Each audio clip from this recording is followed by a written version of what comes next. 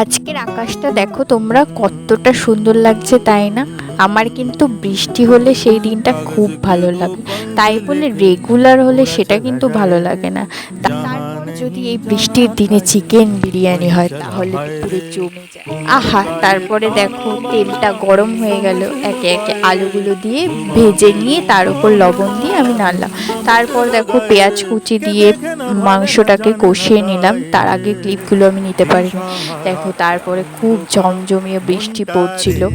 আমার সেদিনকে খুব পায়েসও খেতে ইচ্ছা করছিল, সেই জন্য মা সেদিনকে পায়েসও করেছে। আর জানো তো, সেদিনকে প্রচুর বৃষ্টি হচ্ছিল। আমার কিন্তু বৃষ্টিতে ভিজতে খুব ভালো লাগে। তোমাদের কেমন লাগে কমেন্টে জানিও। এই দেখো মাংসটা রেডি হয়ে গেছে। আমার খুব ক্রেভিং হচ্ছিল, সেই জন্য আমিও 2 পিস মাংস খেয়ে নিয়েছিলাম। পায়েসটাও রেডি হয়ে গেছিল। সেদিনকে আমাদের বাড়িতে মাছও রান্না হয়েছিল, কারণ আমার ঠাকুমা মাংস খায় না, তার জন্য মাছ রান্না হয়েছিল। মাছটা একটা পাতলা ঝোল করেছিল মা। যাই হোক, তারপর আমাদের বিরিয়ানিটা রেডি হয়ে গেছিলো। তারপর সবাইকে দেওয়া হচ্ছিল। আর এটা হচ্ছে আমার থালা।